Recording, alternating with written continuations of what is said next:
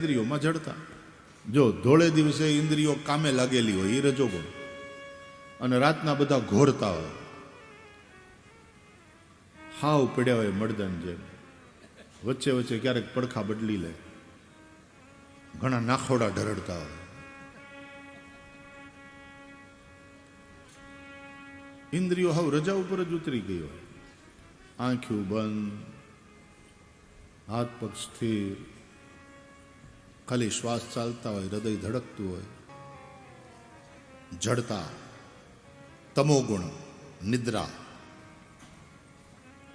રજોગુણનો પ્રભાવ વધે તો ઇન્દ્રિયોમાં ચંચલતા આવે, તમોગુણનો પ્રભાવ વધે ત્યારે ઇન્દ્રિયોમાં જડતા, પ્રમાદ, નિદ્રા, આળસ, આ બધા તમોગુણના પ્રભાવથી થતી વસ્તુઓ છે.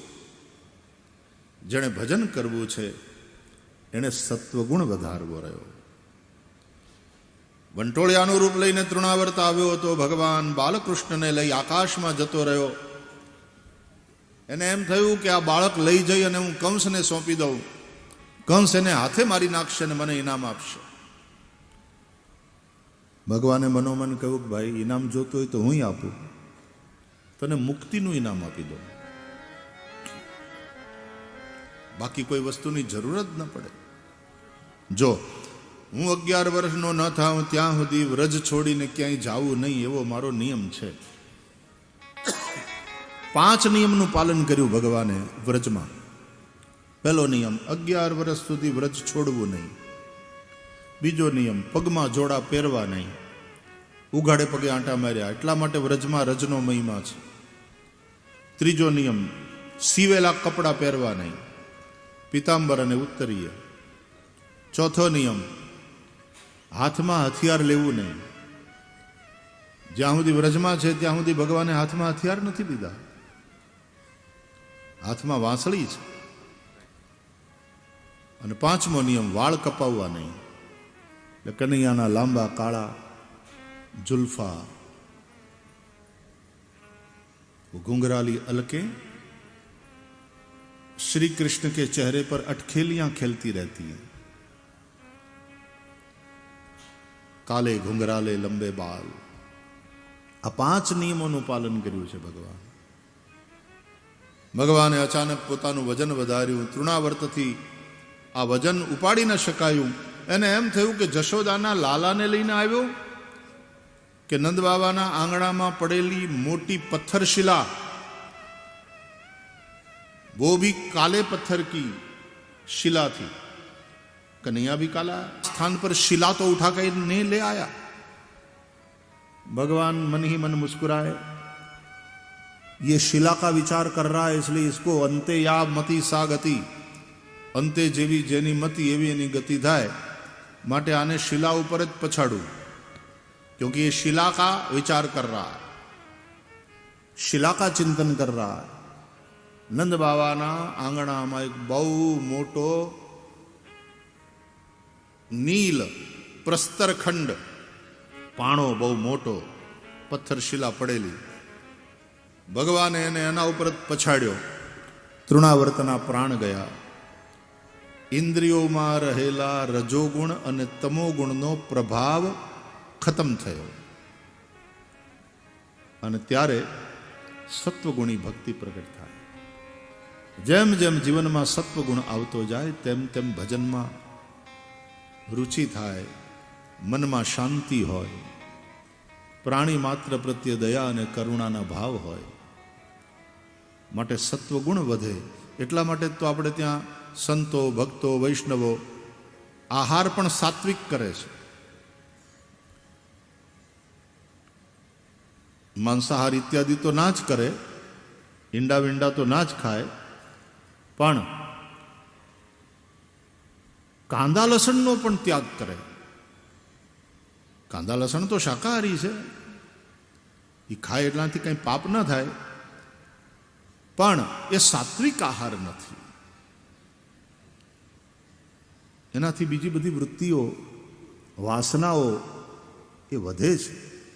એટલે ગૃહસ્થોને માટે બરાબર છે, પણ જેને ભજન કરવું છે, જે સાધુ સંત છે, એ સાત્વિક આહાર કરતા હોય એટલે કાંદા લસણનો ત્યાગ કરે. ને આજકાલ તો ક્યાં આમ બહારનું ખાવા જેવું જ નથી. અહીં ભંડારામાં આવો, પ્રસાદ લ્યો, મંદિરનો પ્રસાદ લ્યો, બાકી ઘરે બનાવો, જે ખાવું હોય તે ભગવાનને ભોગ લગાવો ને પ્રસાદ લ્યો. બહારના કચરા બહુ પેટમાં નાખવા જેવા નથી. ગમે એવો કચરો, કોઈ એઠા જૂઠાનું ભાન નહીં, જબરી અશુદ્ધિ, જબરી ભેળસેળ. જેણે ભજન કરવું છે એટલા માટે બહારનું ખાતા નથી, સાત્વિક આહાર લે છે. જેટલો સાત્વિક ભાવ વધશે ભજનમાં મન સ્થિર થશે. ઘણા લોકો સાધુ સંતો પાસે જાય, મહારાજ એક પ્રશ્ન પૂછવો છું, માળા તો કરીએ છીએ પણ મન સ્થિર નથી રહેતું. ક્યાંથી રહે? પાણીપુરી, પાઉંભાજી, મંચુરિયન, બહાર જઈને શું શું ખાય છે. આહાર જ્યારે સાત્વિક નહીં હોય, આહારથી જ તો મન બને છે. જે આપણે ખાઈએ પીએ છીએ એના 3 હિસ્સા થાય.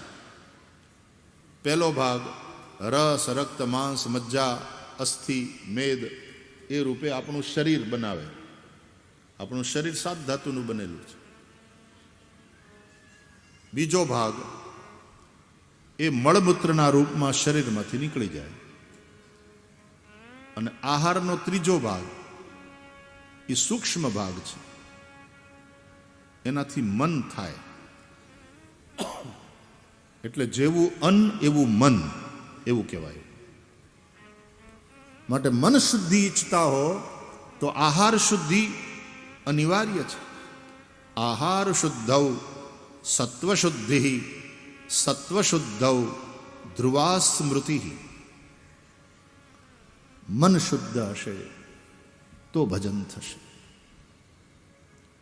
ભગવાને તૃણાવર્તનો નાશ કર્યો. હવે સત્વગુણની વૃદ્ધિ થઈ. માં યશોદા એટલે સત્વનો સમુદ્ર, સત્વગુણનો જાણે દરિયો, ક્ષીર સાગર. સત્વગુણનો રંગ છે ને એ સફેદ છે, રજોગુણનો રંગ લાલ, તમોગુણનો રંગ કાળો. ત્રિગુણાત્મિકા પ્રકૃતિ છે, સત્વ, રજસ અને તમસ. આ ત્રણેયનો સમન્વય, એનું નામ પ્રકૃતિ. આપણું શરીર અને આ સૃષ્ટિ, આ બધા ત્રિગુણાત્મિકા પ્રકૃતિનું રૂપ છે.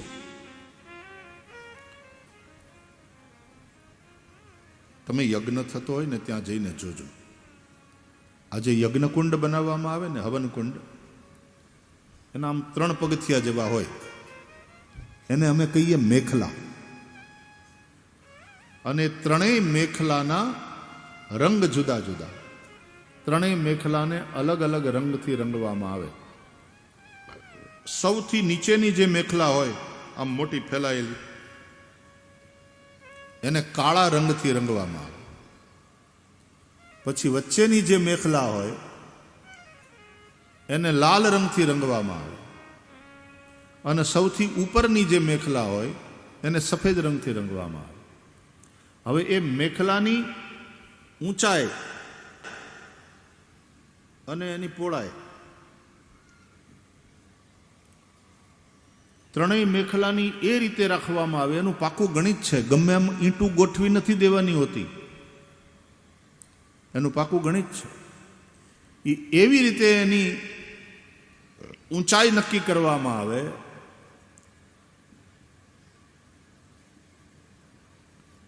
કે ત્રણેયનું ટોટલ ક્ષેત્રફળ એક થાય. કારણ કે ત્રણેય ગુણોની સામ્યાવસ્થા, એનું નામ પ્રકૃતિ.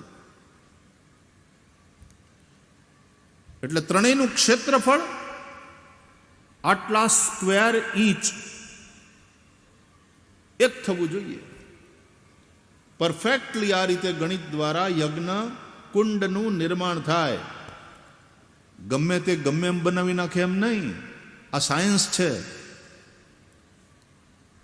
અને એની અંદર જે પછી અગ્નિ પ્રગટ કરવામાં આવે એ પુરુષ.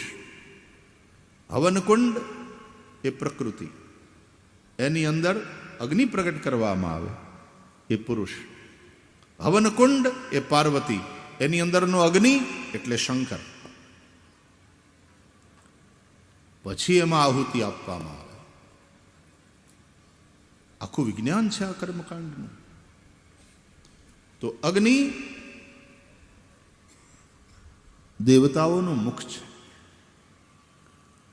આ ભૂરલોક ઉપર અગ્નિનું મહત્વ છે, ભુવરલોકમાં વાયુનું મહત્વ છે, સ્વરલોકમાં આદિત્ય સૂર્યનું મહત્વ છે. ભૂર્ભુવઃ સ્વઃ આ ત્રણ લોક છે.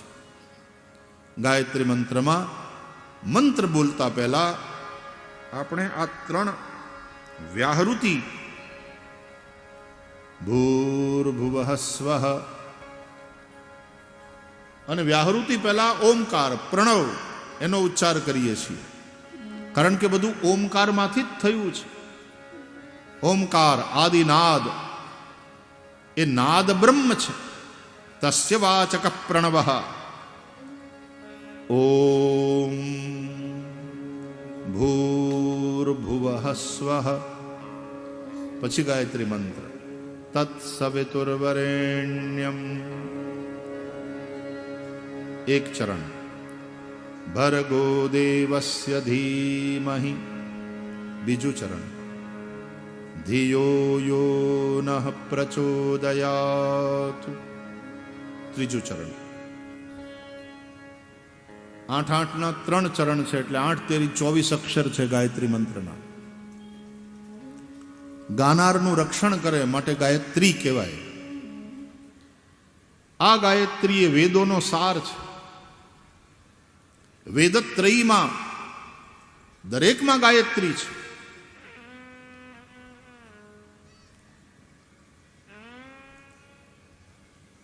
આપણા શાસ્ત્રો અનુસાર આ જે પરમ અસ્તિત્વ છે એ પરમાત્માનું જ રૂપ છે. એની અંદર જ 14 લોક કલ્પાયેલા છે. કમરથી લઈને ઉપર 7 લોક, કમરથી નીચે 7 લોક. ઉપરના 7 લોકને સ્વર્ગ કહે છે, નીચેના 7 લોકને પાતાલ કહે છે. હવે આ ઉપરના જે 7 લોક છે તે ભૂર્ભુવઃ સ્વઃ મહઃ જનઃ તપઃ સત્યમ. આ 7 લોક. પાતાળ નીચેના 7 સ્તર અતલ વિતલ સુતલ રસાતલ તલાતલ મહાતલ પાતાલ. આ 7. આમ 14 લોક છે. એ ભગવાનની અંદર જ કલ્પાયેલા છે. એટલે ભાગવત કહે છે પાતાલમેતસ્ય હિ પાદમૂલમ પઠંતિ પાર્ષ્ણિ પ્રપદે રસાતલમ. પાતાળ એ ભગવાનના પગની પાની છે.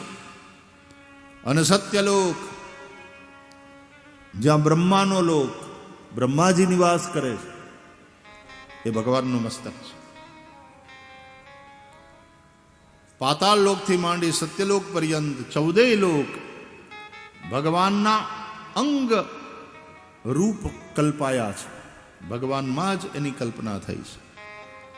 આ પરમ અસ્તિત્વ એ જ પરમાત્મા પુરુષ એ વેદમ સર્વમ વેદ કહેતે હૈ. તો એમાં જે આ ભુવરલોક છે જેમાં આપણે રહીએ છીએ, ભૂરલોક છે જેમાં આપણે રહીએ છીએ, એના દેવ અગ્નિ, એના ઉપર ભુવરલોક જ્યાં સુધી વાતાવરણ છે એ ભુવરલોક, એના દેવ વાયુ, એના ઉપર સ્વરલોક,